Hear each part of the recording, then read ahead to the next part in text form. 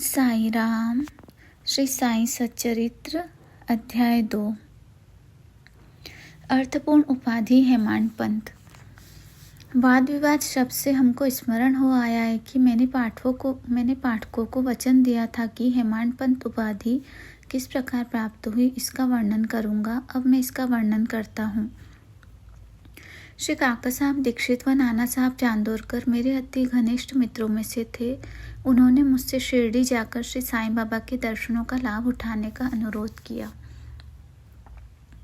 मैंने उन्हें वचन दिया, परंतु कुछ बाधा आ जाने के कारण मेरी शिरडी यात्रा स्थगित हो गई। मेरे घनिष्ठ मित्र का पुत्र लोनावला में रोगग्रस्त हो गया था। उन्होंने सभी संभव आदि भौतिक एवं आध्यात्मिक उपचार किए, परंतु सभी प्रयत्न निष्फल हुए और ज्वर किसी भी प्रकार से कम न हुआ। अंत में उन्होंने अपने गुरुदेव को उसके सिरहाने बिठाया, परंतु परिणाम पूर्ववत ही हुआ। यह घटना देखकर मुझे विचार आया कि जब गुरु एक बालक के प्राणों की भी रक्षा करने में असमर्थ है, तब उनकी उपयोगिता ही क्या है, और जब उनमें कोई सामर्थ्य ही नहीं है तो फिर शिरडी जाने का क्या प्रयोजन। ऐसा सोचकर मैंने अपनी यात्रा स्थगित कर दी, परंतु जो होना है वह तो होकर ही रहेगा, और वह इस प्रकार हुआ। प्रांताधिकारी नाना साहब चांदोरकर बसई के दौरे पर जा रहे थे। वे ठाणा से दादर पहुंचे और बसई जाने वाली गाड़ी की प्रतीक्षा करने लगे। उसी समय बांद्रा लोकल आ पहुंची, जिसमें बैठकर वे बांद्रा पहुंचे और शिरडी यात्रा स्थगित करने के लिए मुझे आड़े हाथों लिया। नाना साहब का तर्क मुझे उचित तथा सुखदायी प्रतीत हुआ, और इसके फलस्वरूप मैंने उसी रात्रि शिरडी जाने का निश्चय किया और सामान बांधकर शिरडी को प्रस्थान कर दिया। मैंने सीधे दादर जाकर वहां से मनमाड़ की गाड़ी पकड़ने का कार्यक्रम बनाया। इस निश्चय के अनुसार मैंने दादर जाने वाली गाड़ी के डिब्बे में प्रवेश किया। गाड़ी छूटने ही वाली थी कि इतने में एक यवन मेरे डिब्बे में आए और मेरा सामान देखकर मुझसे अपना गंतव्य पूछने लगे। मैंने अपना कार्यक्रम उन्हें बतला दिया। उन्होंने मुझसे कहा कि मनमाड़ की गाड़ी दादर पर खड़ी नहीं होती, इसीलिए सीधे बोरी बंदर होकर जाऊं।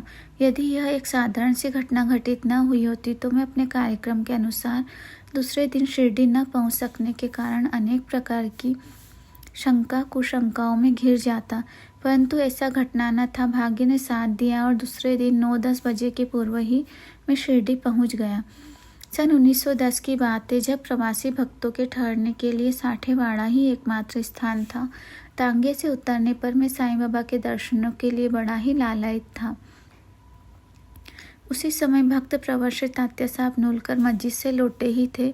उन्होंने बतलाया कि इस समय श्री साईं बाबा मस्जिद की मोड़ पर ही है। अभी केवल उनका प्रारंभिक दर्शन ही कर लो, फिर स्नान आदि से निवृत्त होने के पश्चात सुविधा से भेंट करने जाना। यह सुनते ही मैं दौड़कर गया और बाबा की चरण वंदना की। मेरी प्रसन्नता का पारावार न रहा। मुझे क्या नहीं मिल गया था। मेरा शरीर उल्लसित सा हो गया। क्षुधा और तृषा की सुधा जाती रही। जिस क्षण से उनके भवभय विनाशक चरणों का स्पर्श प्राप्त हुआ, मेरे जीवन में नूतन आनंद प्रवाह बहने लगा। मैं सदैव के लिए उनका ऋणी हो गया। उनका यह उपकार मैं कभी न भूल सकूंगा। यथार्थ में वे ही मेरे कुटुंबी हैं और उनके ऋण से मैं कभी भी मुक्त न हो सकूंगा। मैं सदा उनका स्मरण कर उन्हें मानसिक प्रणाम किया करता हूँ, जिससे कि मेरे अनुभव में आया है कि श्री साईं बाबा के दर्शन में ही यह विशेषता है कि विचार परिवर्तन तथा पिछले जन्मों के कर्मों का प्रभाव शीघ्र मंद पड़ने लगता है और शनैः अनासक्ति और सांसारिक भोगों से वैराग्य बढ़ता जाता है। केवल गत जन्मों के अनेक शुभ संस्कार एकत्रित होने पर ही ऐसा दर्शन प्राप्त होना सुलभ हो सकता है। पाठकों में आपसे शपथ पूर्वक कहता हूँ कि यदि आप श्री साईं बाबा को एक दृष्टि भरकर देख लेंगे तो आपको संपूर्ण विश्व ही साईमय दिखलाई पड़ेगा। श्री सद्गुरु साईनाथ अर्पणमस्तु। शुभम भवतु। ओम साई राम।